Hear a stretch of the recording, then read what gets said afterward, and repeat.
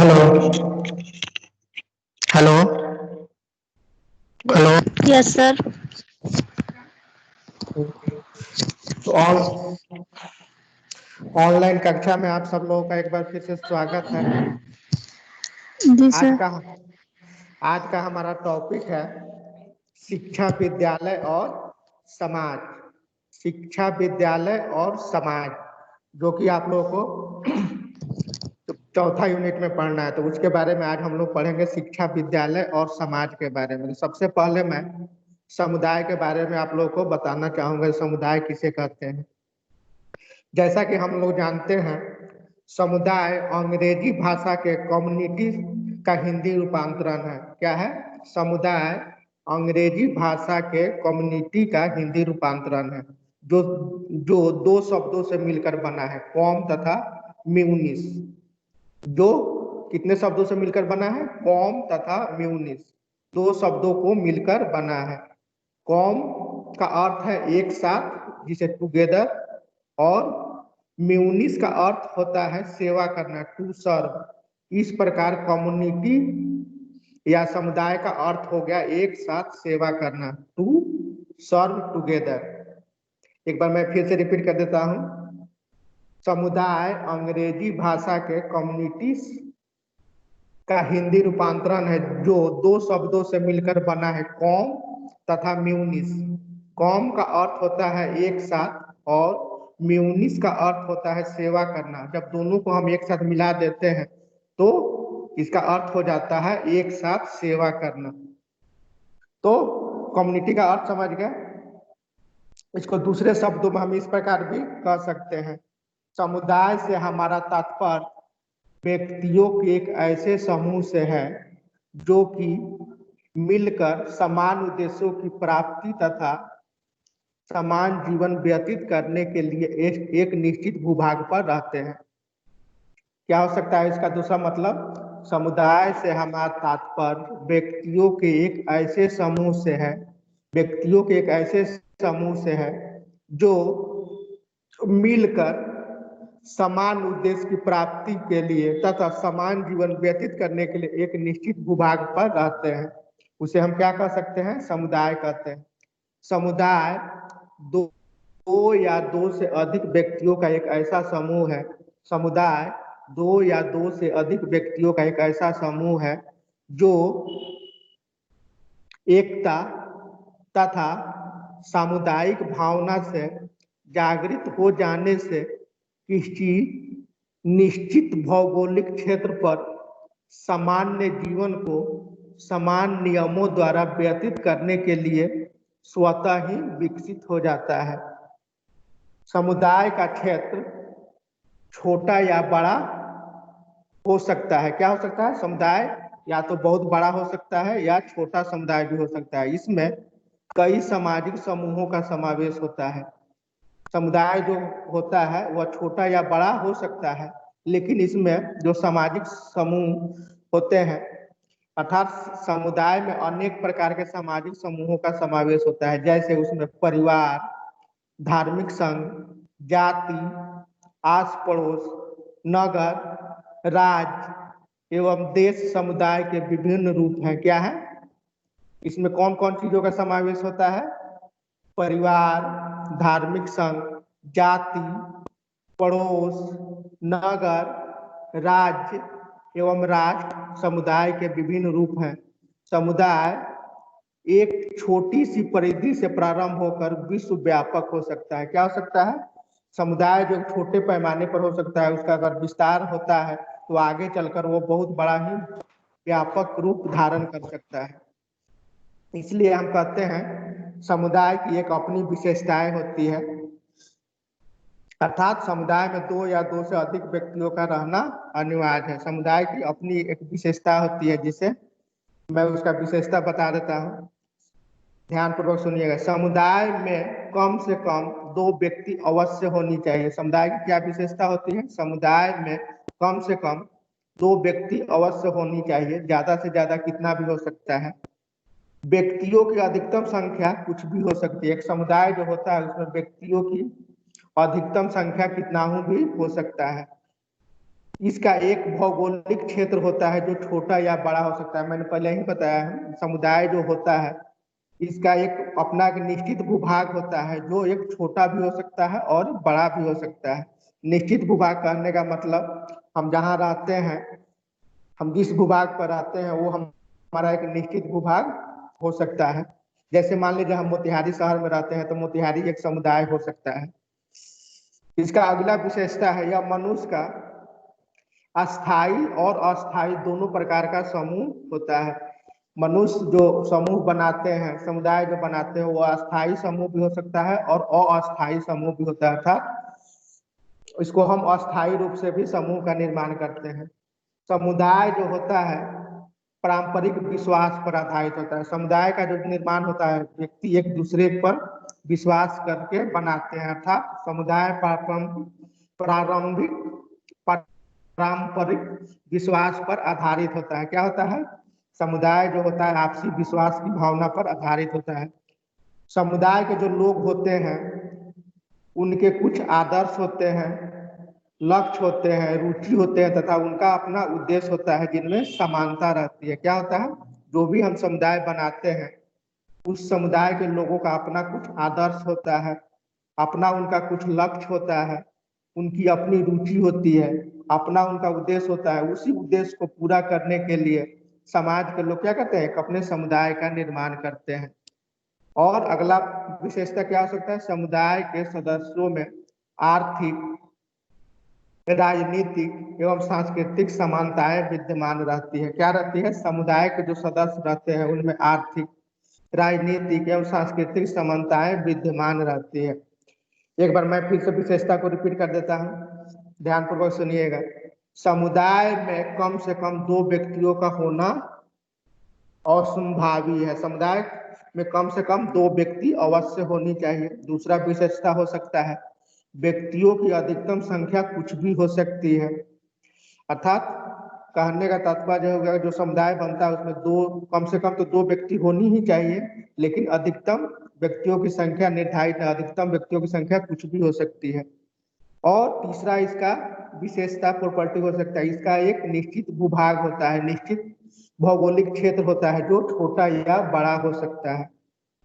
यह मनुष्य का अस्थाई और अस्थाई दोनों प्रकार का समूह है। क्या है? यह जो समुदाय बनता है वो अस्थाई भी हो सकता है और अस्थाई भी होता है। समुदाय के लोगों में जो समुदाय का निर्माण होता है उसमें लोगों में क्या होता है? अपना लक्ष्य होता है, उनकी अपना उद्देश्य होता है और उस लक्ष्य उद्देश्य को प्राप्ति करने के लिए क्या करते हैं? वे अपने समुदाय में संगठित होते हैं और संगठित होकर अपने लक्ष्यों की प्राप्ति के लिए अग्रसर होते हैं। इसके बाद हम दूसरा परिभाषा समुदाय का देख सकते हैं मैकाइबर के अनुसार। मैकाइबर का नाम आप लोगों ने सुना होगा। मैकाइबर ने भी समुदाय का परिभाषा दिया था। मैकाइबर के अनुसार समुदाय व्यक्तियों का एक ऐसा समूह है जो छोटे या बड़ों समूहों से मिलकर रहते हुए विशेष निजी हित त्याग कर ऐसे हितों में सहभागी होते हैं जो इतने विस्तृत व पूर्ण होते हैं कि उनके जीवन में समावेश कर सके। मैकाइबर के अनुसार मैकाइबर ने समुदाय का क्या परिभाषा बताया था? समुदाय व्यक्तियों का एक ऐसा समूह है। क्या है? समुदाय व्यक्तियों का एक ऐसा समूह है जो छोटे या बड़े समूहों से मिलकर रहते हैं। क्या रहते हैं?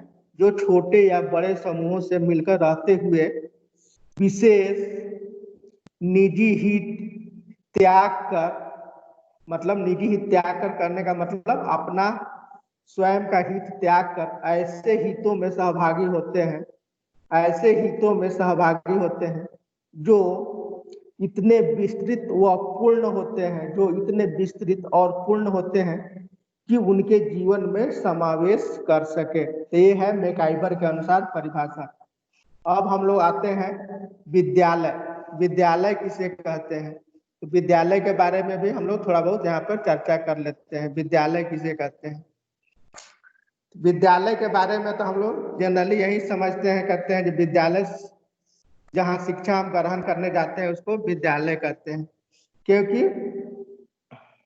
विद्यालय में क्या किया जाता है, बच्चों को शिक्षा दी जाती है, अर्थात विद्यालय शिक्षा ग्रहण करने का एक साधन है। लेकिन जब हम विद्यालय के विस्तृत परिभाषा की ओर जाते हैं तो हम इसके परिभाषा को कुछ दूसरे शब्दों में क्या कर सकते हैं, परिभाषित कर सकते हैं। जॉन डीबी के अनुसार मैं बता रहा हूं, जॉन डीबी के अनुसार विद्यालय की क्या परिभाषा हो सकती है। जॉन डीबी के अनुसार विद्यालय एक ऐसा विशिष्ट वातावरण है। क्या है? जॉन डीबी के अनुसार विद्यालय एक ऐसा विशिष्ट वातावरण है, यहाँ जीवन के कुछ गुणों और कुछ विशेष प्रकार की क्रियाओं तथा व्यवसायों की शिक्षा इस उद्देश्य से दी जाती है कि बालक का विकास वांछित दिशा में हो सके। वांछित दिशा मतलब सही दिशा में हो सके। जॉन डीबी के अनुसार विद्यालय क्या परिभाषा हो सकती है? विद्यालय एक ऐसा विशिष्ट वातावरण है, मैं इसको रिपीट कर देता हूँ, फिर से ध्यानपूर्वक सुनिएगा।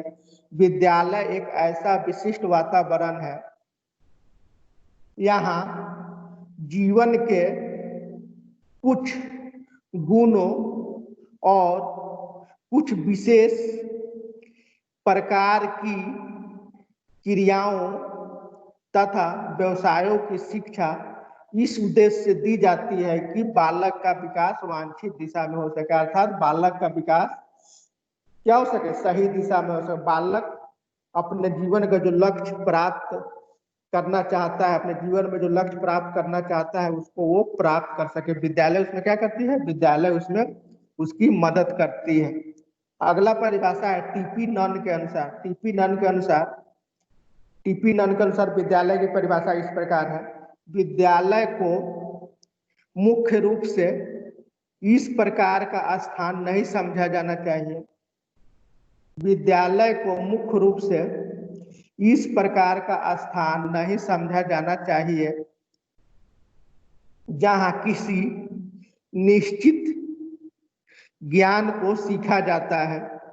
विद्यालय को मुख्य रूप से इस प्रकार का स्थान नहीं समझा जाना चाहिए जहां किसी निश्चित ज्ञान को सीखा जाता है, वरन ऐसा स्थान जहां बालकों को क्रियाओं के उन निश्चित रूपों में प्रशिक्षित किया जाता है जो इस विशाल संसार में सबसे महान और सबसे अधिक महत्व वाली है। टीपी नन के अनुसार क्या है विद्यालय की परिभाषा? विद्यालय को मुख्य रूप से इस प्रकार का स्थान नहीं समझा जाना चाहिए जहां किसी निश्चित ज्ञान को सीखा जाता है। अर्थात कहने का तात्पर्य है कि विद्यालय केवल एक ऐसा स्थान नहीं है जहां पर केवल निश्चित ज्ञान दिया जाता है। विद्यालय एक ऐसा स्थान है जहां बालकों के क्रियाओं के उन निश्चित रूपों में भी प्रशिक्षित किया जाता है जो कि इस विशाल संसार में सबसे महान और सबसे अधिक महत्व वाली हो, उनको इस ढंग से प्रशिक्षित किया जाता है। अर्थात बालकों को इस ढंग से प्रशिक्षित किया जाता है कि वे संसार में अपने आप को ढाल सके, संसार के अनुरूप अपने आप को अनुकूलित कर सके। इस प्रकार विद्यालय की परिभाषा टीपी नन के अनुसार और जॉन डीबी के अनुसार आप लोग समझ लिए। अब मैं आता हूं विद्यालय का समुदाय पर क्या प्रभाव पड़ता है। विद्यालय का समुदाय पर क्या प्रभाव पड़ता है उसके बारे में मैं अब चर्चा करूंगा। एक विद्यालय जो होता है समुदाय में उसका क्या क्या प्रभाव पड़ता है। तो विद्यालय का समुदाय पर बहुत सारे प्रभाव पड़ते हैं। उसमें पहला प्रभाव है समुदाय की सांस्कृतिक विरासत का संरक्षण। समुदाय की सांस्कृतिक विरासत का संरक्षण किससे होता है? विद्यालय द्वारा होता है। दूसरा पॉइंट है समुदाय की आवश्यकताएं और मांगों की पूर्ति। समुदाय की आवश्यकताओं और मांगों की पूर्ति किसके द्वारा होता है? विद्यालय द्वारा होता है। तीसरा पॉइंट है समुदाय के भावी स्वरूप का निर्धारण। क्या होता है? समुदाय के भावी स्वरूप का निर्धारण। चौथा पॉइंट है समुदाय के गुण दोषों का प्रभाव। जो समुदाय के गुण दोषों का जो प्रभाव है उसका प्रत्यक्ष और अप्रत्यक्ष प्रभाव विद्यालय पर पड़ता है, चाहे हम इसके दूसरे शब्दों में कह सकते हैं विद्यालय का जो गुण दोष होते हैं उसका प्रत्यक्ष और अप्रत्यक्ष प्रभाव समुदाय के लोगों पर पड़ता है। अगला पॉइंट है समुदाय की राजनीतिक दशाओं का प्रभाव। समुदाय की राजनीतिक दशाओं का प्रभाव भी विद्यालय पर पड़ता है। छठा पॉइंट है समुदाय के आदर्शों, मान्यताओं और आवश्यकताओं का प्रभाव भी क्या पड़ता है, विद्यालय पर पड़ता है। अगला पॉइंट है समुदाय की व्यवसायिक एवं औद्योगिक प्रगति। समुदाय की जो औद्योगिक एवं व्यवसायिक प्रगति होती है उसमें विद्यालय का महत्वपूर्ण योगदान होता है। तो विद्यालय का समुदाय पर क्या क्या प्रभाव पड़ सकता है, इसको मैं एक बार फिर से रिपीट कर देता हूँ। समुदाय की सांस्कृतिक विरासत का संरक्षण, समुदाय की सांस्कृतिक विरासत का संरक्षण। दूसरा पॉइंट है समुदाय की आवश्यकताओं और मांगों की पूर्ति। तीसरा समुदाय के भावी स्वरूप का निर्धारण। चौथा समुदाय के गुण दोषों का प्रभाव। पांचवा समुदाय की राजनीतिक दशाओं का प्रभाव। छठा समुदाय के आदर्शों, मान्यताओं और आवश्यकताओं का प्रभाव। सातवां समुदाय की व्यवसायिक और औद्योगिक प्रगति। अर्थात जितने भी पॉइंट आप लोगों ने सुना ये सब का प्रभाव क्या पड़ता है, विद्यालय का समुदाय पर ये सब प्रभाव पड़ते हैं। अब मैं वन बाय वन इसको डिस्क्राइब कर देता हूँ। पहला पॉइंट है समुदाय की सांस्कृतिक विरासत का संरक्षण। समुदाय की सांस्कृतिक विरासत का संरक्षण। तो प्रत्येक समुदाय क्या होता है, अपने अपने रीति रिवाज, परंपराओं, विश्वास, नैतिकता, नियम, साहित्य आदि होते हैं। क्या होते हैं, प्रत्येक समुदाय के, मैंने शुरू में ही बताया है, प्रत्येक समुदाय के अपने अपने रीति रिवाज होते हैं, अपनी परंपराएं होती है, अपना विश्वास होता है, अपना नैतिकता होता है, अपना नियम होते हैं, अपना साहित्य होते हैं, जिनको उस समुदाय के प्राचीन समय से लेकर आज तक अर्जित किया है। जो समुदाय ने अपनी परंपराएं, रीति रिवाज जिसको प्राचीन समय से लेकर आज तक उसको संजो के रखा अर्थात अर्जित किया हुआ है। शिक्षा समुदाय की इस सांस्कृतिक विरासत को बनाए रखने तथा विकसित करने की प्रक्रिया है। जो समुदाय जो अपने रीति रिवाज को संरक्षित रखे हुए हैं अभी तक, उसमें विद्यालय क्या करते हैं, उस रीति रिवाज, उस नैतिकता के, उस समुदाय के परंपराओं को जीवित रखने में विद्यालय क्या करती है, मदद करती है। विद्यालय इस सांस्कृतिक विरासत को आने वाले पीढ़ी को प्रदान करके उसको बनाए रखती है। अर्थात विद्यालय क्या करती है, जो सांस्कृतिक विरासत होते हैं उसको एक पीढ़ी से दूसरे पीढ़ी में ट्रांसफर अर्थात स्थानांतरण करने का काम करती है। साथ ही वे आने वाली पीढ़ी को इस योग्य बनाती है, आने वाली पीढ़ी को किस योग्य बनाती है, इस योग्य बनाती है कि वह अपना सर्वोत्तम क्षमता के अनुसार उस विरासत को अपना योगदान दे सके, अर्थात उस विरासत में अपने आप का योगदान साबित कर सके। विद्यालयों के अभाव में इस जटिल एवं विस्तृत तथा विशाल विरासत को थोड़े से जीवन काल में सीखना संभव नहीं है। क्या है, अगर विद्यालय नहीं रहे, शिक्षा का साधन नहीं रहे, तो जितने भी सांस्कृतिक रीति रिवाज है, परंपराएं हैं, विश्वास है, उसको हम सही ढंग से नहीं सीख पाएंगे। जिससे क्या होगा, आने वाली जो हमारी पीढ़ी होगी, आने वाली जो हमारी नस्ल होगी, वे हमारी सांस्कृतिक विरासत को सुरक्षित रख पाने में अपने आप को असमर्थ महसूस करेंगे। इसलिए विद्यालय जो होती है वो क्या होती है, समुदाय के सांस्कृतिक विरासत का संरक्षण करती है। अगला पॉइंट है समुदाय की आवश्यकताओं और मांगों की पूर्ति, satisfaction of needs and demands of community. satisfaction of needs and demands of community।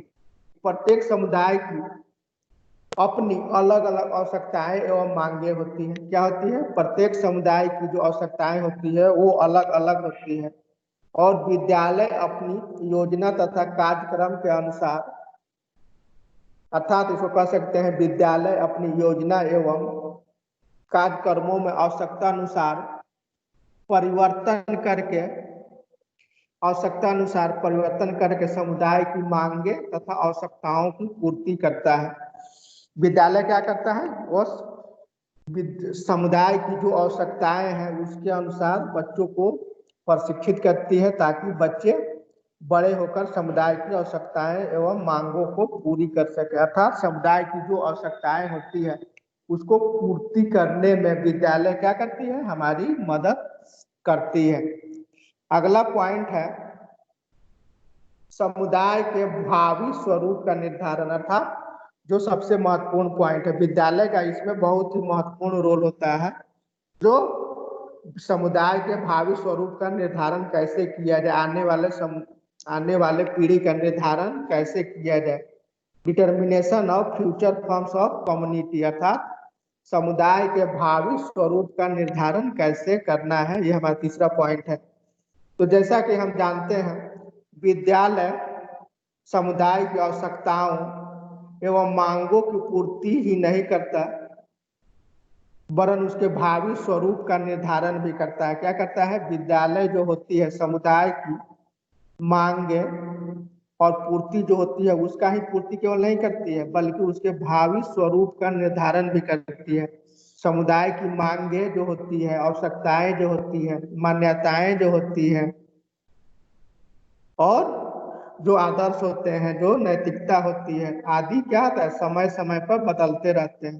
प्रत्येक समुदाय की जो मान्यताएं होती है, जो रीति रिवाज होती है, जो आवश्यकताएं होती हैं, वो क्या होता है? समय समय पर बदलते रहता है। इन्हीं के अनुसार समुदाय को बदलना आवश्यक होता है। समय के मांग के अनुसार समुदाय को बदलना क्या होता है? आवश्यक होता है। अर्थात समय के मांग के अनुसार हमें कब किस तरह की आवश्यकताएं हैं उसके अनुसार अपने आप को बदलने की आवश्यकता होती है। इन्हीं के अनुसार समुदाय को क्या होता है? अपना स्वरूप निर्धारण करना पड़ता है, अन्यथा वो क्या हो जाएगा? गति विहीन हो जाता है। अर्थात समुदाय की प्रगति, अगर हम अपने आप को परिवर्तन के अनुसार नहीं बदलते हैं तो समुदाय की गति क्या होती है? रुक जाती है, अर्थात समुदाय गतिहीन हो जाता है। अतः विद्यालय समुदाय के दोषों को दूर करके, अर्थात उसकी आलोचना करके उसके समक्ष नए नए विचार प्रस्तुत करता है। विद्यालय क्या करता है? समुदाय के दोषों को दूर करके, उसकी आलोचना करके उसके समक्ष, उनके सामने नए नए विचार, नवीन विचार को क्या करता है? प्रस्तुत करता है। साथ ही वे भावी नागरिकों का निर्माण भी करते हैं। विद्यालय क्या करते हैं? भावी नागरिकों का निर्माण करते हैं। ये भावी नागरिक समुदाय की प्रगति एवं सुधार के लिए कार्य करते हैं तथा उसके भावी संरचना का निर्माण करते हैं। क्या करते हैं? ये भावी नागरिक समुदाय की प्रगति एवं सुधार में अपने आप का समर्पित करते हैं, अपने आप को समर्पित करते हैं। समुदाय की प्रगति एवं सुधार के लिए अपने आप को क्या करते हैं? अपने आप को आगे करते हैं ताकि समुदाय का विकास हो सके और उसके भावी ढांचे का निर्माण करते हैं। अतः विद्यालय ही समुदाय की प्रगति एवं सुधार कर भावी समुदाय के स्वरूप का चित्र प्रस्तुत करते हैं। क्या करते हैं? इस प्रकार हम कह सकते हैं कि विद्यालय जो होता है समुदाय की प्रगति एवं उसमें सुधार करके भावी समुदाय के स्वरूप का चित्र हमारे सामने प्रस्तुत करते हैं। तो इस प्रकार हम कह सकते हैं कि विद्यालय जो होता है समुदाय के भावी स्वरूप का निर्धारण करते हैं। अगला पॉइंट है समुदाय के गुण दोषों का प्रभाव। प्रत्येक समुदाय में गुण एवं दोष पाए जाते हैं। क्या पाए जाते हैं? प्रत्येक समुदाय में गुण एवं दोष पाए जाते हैं। भारतीय समुदाय विभिन्न सामाजिक बुराइयों से ग्रस्त है। क्या है? भारतीय समाज जो है, जैसा कि हम जानते हैं हमारे समाज में तरह तरह की बुराइयां व्याप्त है। उन बुराइयों को समाप्त करने में क्या करती है? विद्यालय हमारी मदद करती है। हमारे समुदाय में जो तरह तरह की बुराइयां कुरीतियां जो व्याप्त है उसको दूर करने में विद्यालय क्या करती है? मदद करती है। क्योंकि विद्यालय का प्रत्यक्ष एवं अप्रत्यक्ष प्रभाव क्या पड़ता है? समुदाय पर पड़ता है। तो विद्यालय उन चीजों को दूर करने की, उस बुराइयों को दूर करके हमें अच्छाइयों के पथ पर अग्रसर ले जाने का काम करती है, ताकि हम समाज के भलाई के लिए काम कर सके, हम निस्वार्थ भावना से एक दूसरे की सेवा कर सके, अपने स्वार्थ को त्याग कर समुदाय के विकास के लिए कार्य कर सके। इसमें विद्यालय क्या करती है? हमारी मदद करती है। अगला पॉइंट है समुदाय की राजनीतिक दशाओं का प्रभाव। क्या है? समुदाय की राजनीतिक दशाओं का प्रभाव। समुदाय की राजनीतिक दशाओं का विद्यालय पर गहरा प्रभाव पड़ता है। क्या पड़ता है? समुदाय की जो राजनीतिक दशाएं हैं उसका विद्यालय पर गहरा प्रभाव पड़ता है। किसी समुदाय में शिक्षा की व्यवस्था कैसी होनी चाहिए, किसी समुदाय की शिक्षा व्यवस्था कैसी होनी चाहिए, यह उस समुदाय की राजनीतिक व्यवस्था पर निर्भर करता है। क्या करता है? यह उस समुदाय की राजनीतिक व्यवस्था पर निर्भर करता है। जैसे भारतीय समुदाय क्या है? भारतीय समुदाय एक लोकतांत्रिक प्रणाली को अपनाए हुए हैं। क्या है? भारतीय समुदाय जो हमारा है वो लोकतांत्रिक प्रणाली को अपनाए हुए हैं। इसकी सफलता के लिए अर्थात कहने का तात्पर्य है कि लोकतंत्र की सफलता के लिए क्या आवश्यकता होती है? योग्य नागरिकों की आवश्यकता पड़ती है। लोकतंत्र की सफलता के लिए क्या आवश्यकता पड़ सकती है? योग्य नागरिकों की आवश्यकता पड़ती है। अतः विद्यालय का यह प्रमुख कार्य हो जाता है या बन जाता है कि योग्य नागरिकों का निर्माण करना। क्या विद्यालय का प्रमुख कार्य हमारे लोकतंत्र की सफलता के लिए यह आवश्यक है कि समाज में योग्य नागरिक का प्रादुर्भाव हो सके, और विद्यालय उस कार्य में क्या करती है? हमारी मदद करती है। अतः विद्यालय का एक प्रमुख कार्य हो जाता है कि नागरिकों को, समाज में योग्य नागरिकों का निर्माण कर सके। इस कार्य को करने के लिए विद्यालय को क्या करना पड़ता है? अपने लोकतांत्रिक सिद्धांतों के अनुसार संगठन का संचालन किया जाता है। क्या किया जाता है? योग्य नागरिकों को निर्माण करने के लिए विद्यालय का लोकतांत्रिक सिद्धांतों के अनुसार संगठन एवं संचालन किया जाता है। साथ ही विद्यालय में स्वतंत्रता, समानता एवं भ्रातृत्व जैसी मूलधाराओं को स्थान प्रदान किया जाता है। क्या किया जाता है? समाज में योग्य नागरिकों के निर्माण के लिए क्या किया जाता है? विद्यालय वातावरण में स्वतंत्रता, समानता एवं भ्रातृत्व प्रेम जैसी मूल धाराओं को स्थान प्रदान किया जाता है। इससे प्रदान करने से क्या होगा? जब समाज के नागरिक अपना स्वार्थ त्याग कर समाज के विकास में आगे बढ़ेंगे, अपना स्वार्थ सिद्धि त्याग देंगे, अर्थात उन सभी बुराइयों को त्याग कर देंगे जिससे समाज का अहित होता होगा, और उन बुराइयों को त्याग करने में क्या करता है? विद्यालय हमारी मदद करती है।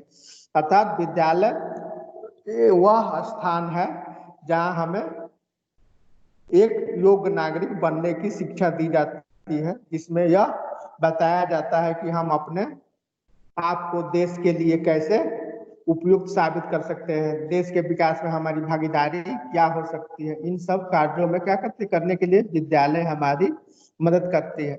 इस प्रकार हम कह सकते हैं कि जो विद्यालय जो है वो समुदाय के विकास में बहुत ही महत्वपूर्ण भूमिका निभाती है, और इस प्रकार हम कह सकते हैं कि विद्यालय का प्रत्यक्ष और अप्रत्यक्ष प्रभाव समुदाय पर पड़ता है और समुदाय का प्रत्यक्ष और अप्रत्यक्ष प्रभाव क्या पड़ता है, विद्यालय में पड़ता है। अर्थात दोनों का एक दूसरे पर प्रत्यक्ष एवं अप्रत्यक्ष प्रभाव पड़ना स्वाभाविक है।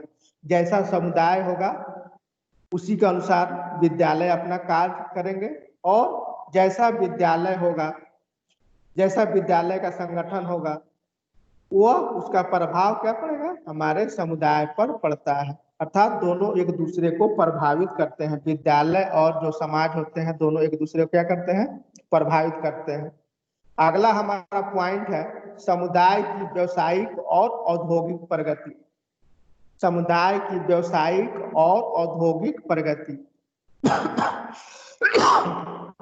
विद्यालय समुदाय की व्यवहारिक एवं औद्योगिक प्रगति को क्या करती है, प्रभावित करती है।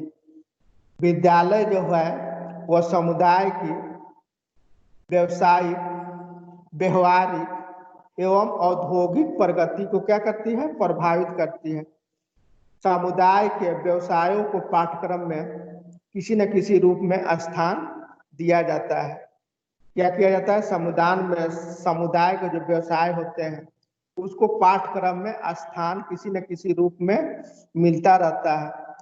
जैसे महात्मा गांधी ने भारतीय समुदाय की आर्थिक दशा के सुधार के लिए क्या किया था, बेसिक शिक्षा पर बल दिया था। क्या दिया था, महात्मा गांधी ने भारतीय समुदाय की आर्थिक दशा के सुधार के लिए बेसिक शिक्षा पर बल दिया था। उन्होंने स्कूल के पाठ्यक्रम में समुदाय के प्रमुख हस्तशिल्पों को स्थान प्रदान किया था। क्या किया था, बेसिक शिक्षा को पाठ्यक्रम में जगह दिया था और उस बेसिक शिक्षा को बढ़ाने के लिए, आगे बढ़ाने के लिए समुदाय के प्रमुख हस्तशिल्पों को क्या किया था, पाठ्यक्रम में स्थान प्रदान किया गया था। साथ ही साथ उन्होंने बुनियादी शिल्प पर आधारित शिक्षा की नींव डाली जिससे कि समुदाय के लोग क्या हो सके, स्वावलंबी हो सके और अपने आप को अपने पैरों पर खड़ा कर सके। तो कहने का तात्पर्य हुआ कि विद्यालय और समुदाय जो होता है उसका हमारे व्यवसायिक एवं औद्योगिक प्रगति पर भी उसका असर पड़ता है। तो यहाँ हम समझ गए कि विद्यालय और समुदाय, अर्थात कहने का तात्पर्य हुआ कि विद्यालय और जो समाज होते हैं वो दोनों एक दूसरे के पूरक के रूप में कार्य करते हैं।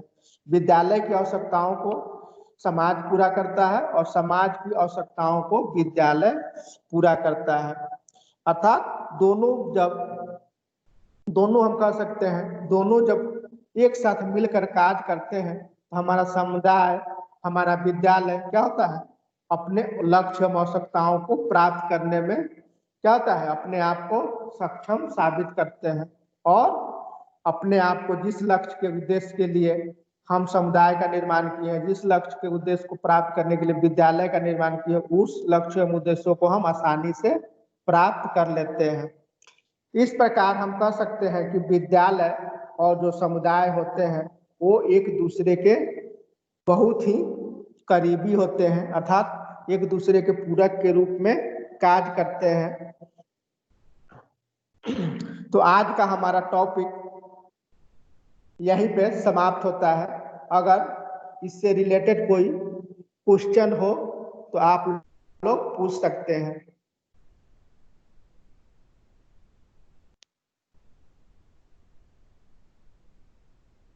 हेलो,